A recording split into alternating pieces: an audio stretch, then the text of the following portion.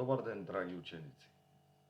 Јас сум Никола Наумовски, вработен како наставник по историја во Основното училиште Свети Наум Охридски, село Пештани, Охрид.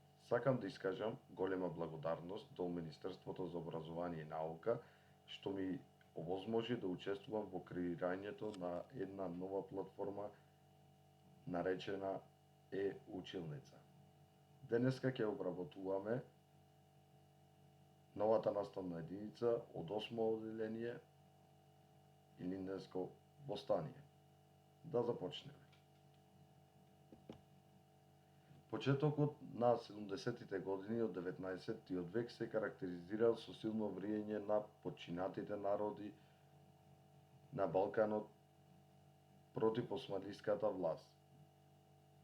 Причините за влијањето се многобројни, но ние ќе напоменеме неколку. Зголемување на старите даноци и воведување на нови даноци во услови на големи природни и елементарни непогоди. Засилување на злоупотребите и притисоците од страна на надлежните власти. Треба да се напомене дека во тој период во Македонија преовладувало глад во многу градови и села, но наместо османлиите да заштитат населението, тие напротив, како во нормална ситуација, ги зголемувале даноците, дури и воведувале нови даноци. Во 19-тиот век во Македонија биле кренати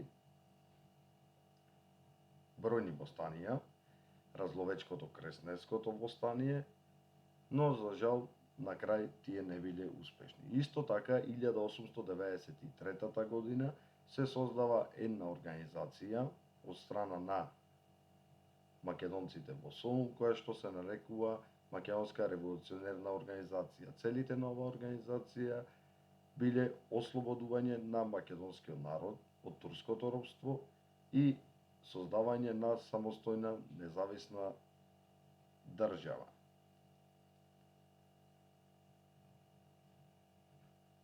Исто така треба да напоменеме дека во овој период во Македонија силно било и влијанието на повеќе пропаганди, а ние ќе ги издвоиме следните: грчката, бугарската и српската пропаганда.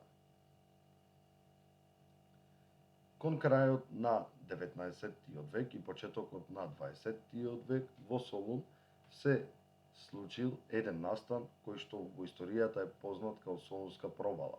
Тогаш млади членови на организацијата во поопуштена атмосфера во кафеана почнувале да зборуваат за тајните на организацијата. Тие биле слушнати од сопственикот на кафеаната, кој ги пријавил кај надлежните институции. Подоцна, повеќето членови од организацијата биле уапсени. Тогаш Иван Хаџи Николов од страв ги предал печатот, шифрите и адресите на Иван Гарбанов.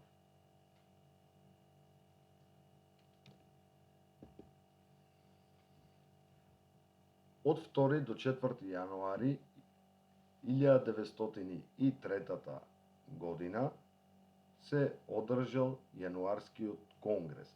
Тој се одржал во Машката екзархиска гимназија Свети Кирил и Методи, поточно во кабинетот за математика и физика.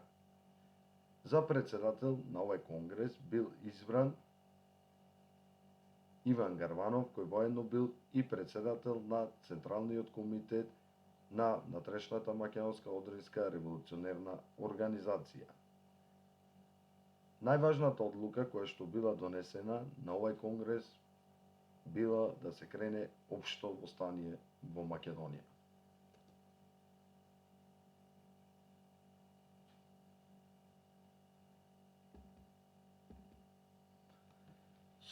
Солунските атентатори действувале во период од 28 април до 1 мај 1903 година. Солун бил потресен од атентати Реализатори биле десетина млади македонски анархисти, уште наречени гемиџи. Гемиџи во превод значи оние што се простиле од животот, од кои што не се очекува ништо добро, се пуштени во морето да успеат или да извадат својата гемија на суво. Тие манифестирале самостојност и индивидуалност, биле критички настроени кон себе, но и кон надрештата македонска одринска револуционерна организација. Тие сметале дека најголем резултат може да се постигне ако се загрозат интересите и капиталот на големите сили во империјата преку материјални и човечки жртви, империјата цело време да се држи во неизвестност. Нивната најголема цел била да го свртат европското внимание кон Македонија. Едни од попознатите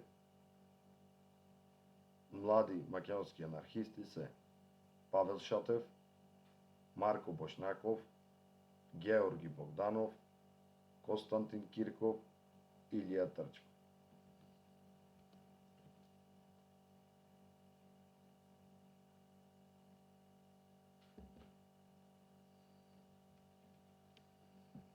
Атентатите започнале. Павел Шатев со 300 килограми го минирал францускиот брод Гваделкивир.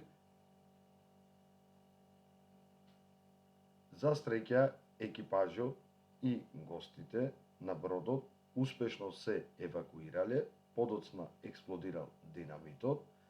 После тоа, агенцијата која што го организирала патувањето, ги повикала на сите патници да дојдат и да си ги вратат парите назад. На тоа не се јавил само Павел Шатев, со што бил и откриен, а подоцна и осуден.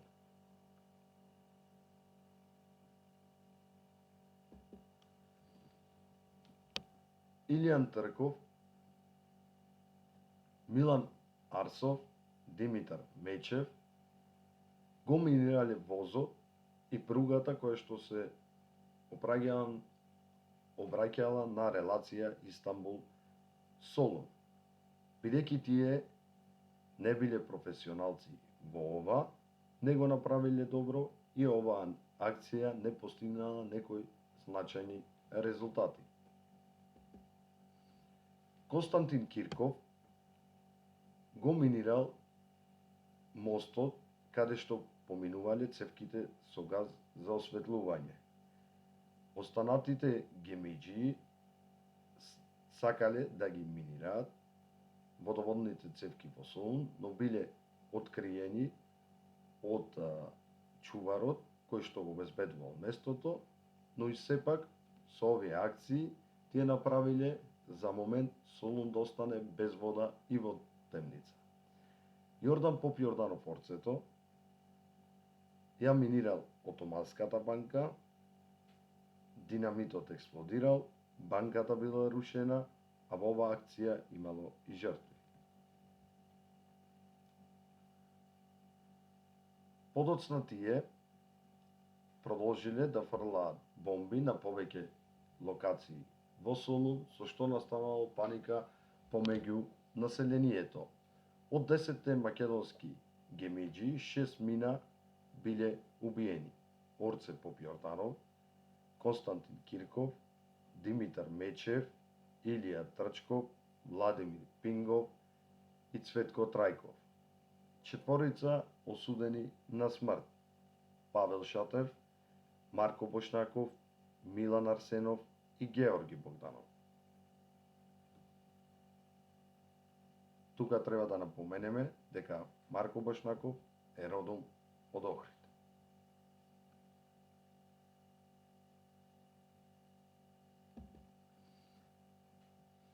Од 2 до 7 мај 1903 година во Смилево се одржал конгрес. Главниот штаб на конгресот го сочинувале Даме Груев, Борис Сарафов, Анастас Лозанчев.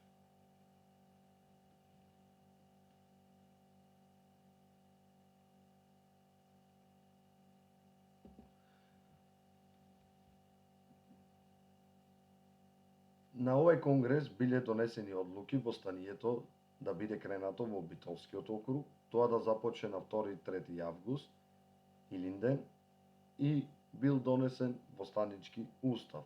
Треба да напоменеме дека Натрешната македонска одринска револуционерна организација била централистичка организација, односно одлуките кои што ќе биле донесени на Централниот комитет требало да ги спроведуваат окружните, околиските, селските и местните комитети.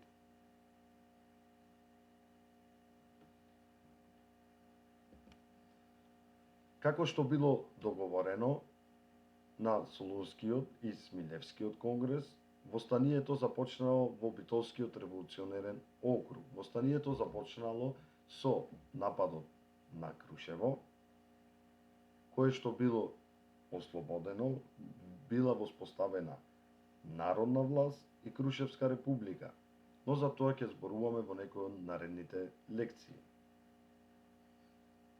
Главните битки кои што се воделе во Битолскиот револуционерен округ покрај Крушево се Смилево, Клисура и Невеска. Може да и погледнете сликите, но и слободно да си отворите во историските атласи, да и погледнете на мапите каде се наоѓаат овие градови.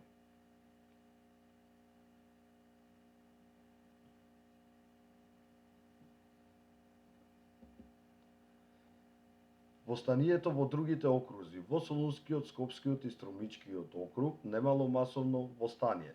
Таму имало герилска борба против турците османли. Односно, револуционерите ги напаѓале турците онаму каде што ќе стигнеле, каде што биле стационирани, ги напаѓале нивните касарни и слично. Исто така ги прекинувале телекомуникацијските мрежи. Во Серскиот револуционерен округ, востанието започнало на 27 септември, односно на празникот Крстовден.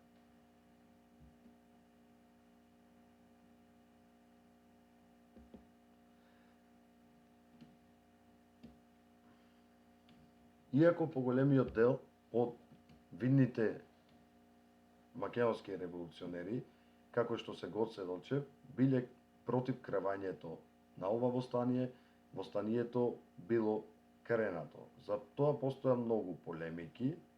Некои сметаат дека председателот на Централниот комитет на Внатрешната македонска одринска револуционерна организација сака ова востание да се крене во негово време и затоа било кренато.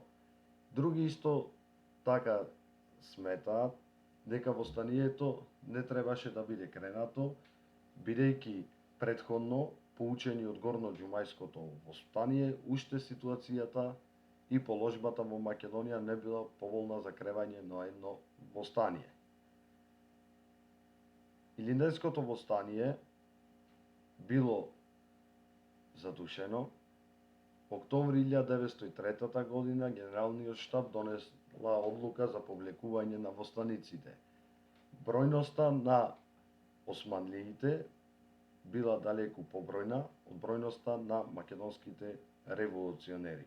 По задушувањето на востанието, положбата и ситуацијата во Македонија и на македонското население била многу страшна.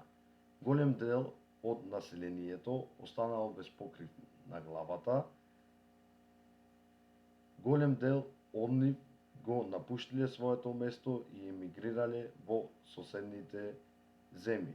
Турците воделе репресивни мерки врз македонското население и ситуацијата не била издржлива. Исто така по задушувањето се одржале и демонстрации во Софија, Бугарија. Но Илинденското востание одекнало далеку во светот. Во Европа се зборувало за него, дури биле снимани и филмови. Илинденското востание ја покажува желбата на македонскиот народ за создавање на самостојна и независна држава, за признавање на човековите права. Со Илинденското востание се покажало нескршливоста на македонскиот народ. Линденското востание е едно од најпознатите востанија во Македонија и со сигурност има големо влијание за создавањето на независна држава. Ви благодарам за издвоеното време. Се надевам дека во блиска иднина ќе се видиме во училишните клупи и ви препорачувам да ги почитувате мерките на Министерството за здравство. Пријатно!